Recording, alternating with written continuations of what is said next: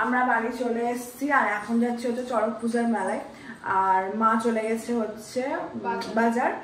আর আমাদের আইব্রো আপার লিপ করার কথা ছিল, আমার না বুনুর আইব্রো আপার লিপ করার কথা ছিল আর আমার আইব্রো, কিন্তু যাওয়া হয়নি, একটু দেরি হয়ে গেছে, 8:30 বাজে প্রায়, তাই মেলায় যাচ্ছি। আর ব্লগটা দেখুন, আশা করি ভালো লাগবে। লাইট অফ করে দিয়েছিলাম ভুল করে।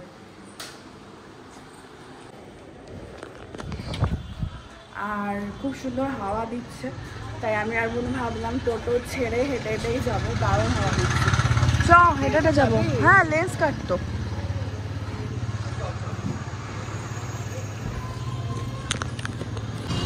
আমাদের এখানে বর্ষবরণের উৎসব আছে আর দুর্নিভাই আসছে এবার বর্ষবরণে। আমরা লেন্স কার্ড প্রায় পৌঁছিয়ে গেছি।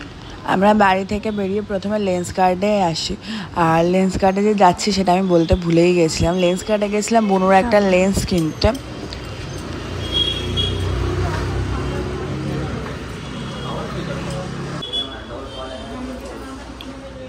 পরে না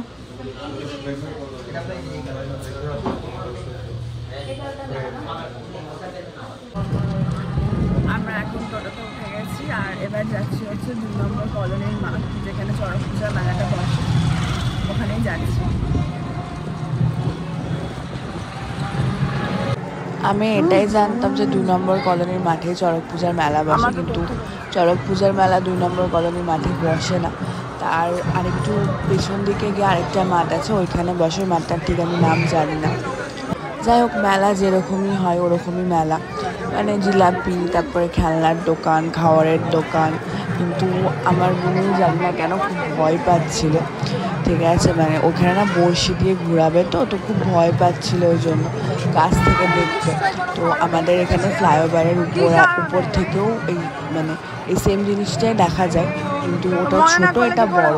তো আমি তখন ওকে বলেছিলাম যে চ আমরা একটু ঘুরে নিই আর ঠাকুরটা দর্শন করে নিই, তারপরে আমরা ওখান থেকে ফ্লাইওভারে চলে যাব। ফ্লাইওভারে গিয়েই দেখবো।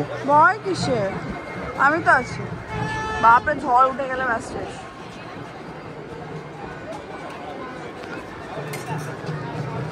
আর মেলাতে এতটাই ভিড় ছিল যে মোটামুটি কী খাবো না খাবো ডিসাইড করতে করতেই আমাদের মাথা খারাপ হয়ে গেছিলো।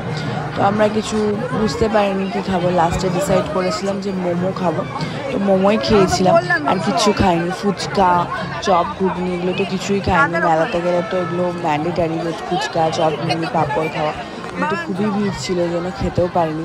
আর আমার বোনু ভয় পাচ্ছিল, ওই জন্য আরও মানে ওকে ধরে ধরে রাখতেও ছিল, তো ওই জন্যই আর খাওয়াও হয়নি, শুধু মোমোটাই খাওয়া হয়েছিল।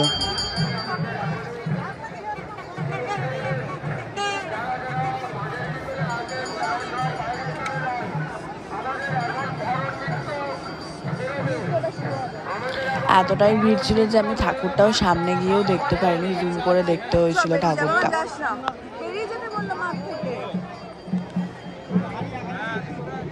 আর এইখানেই বড়শিগুলো দিয়ে ওই খেলাটা দেখাতো, খেলা না ওই ঘুরানোর যেটা বলে সেটাই দেখাতো। আমি ঠিক জানি না, যদি ভুল হয় আমি বলতেও পারবো না। যাই হোক, আর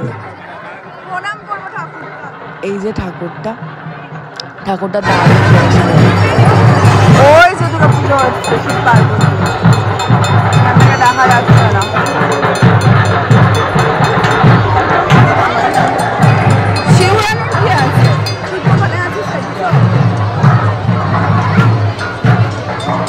সবাই তো আছে, ওটা বল কিসে।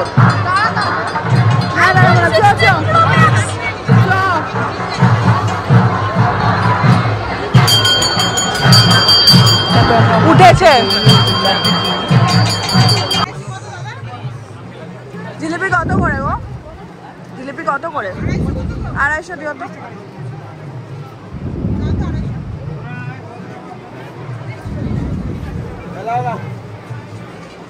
আমাকে 250 দিও।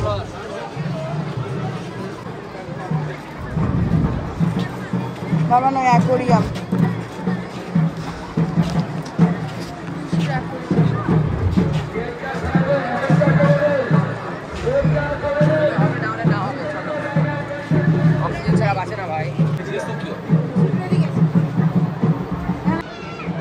এখানে নাগরদোলাটা ঘুরছিলাম আর দেখতে ভালো লাগে, তাই ভিডিওটা করলাম।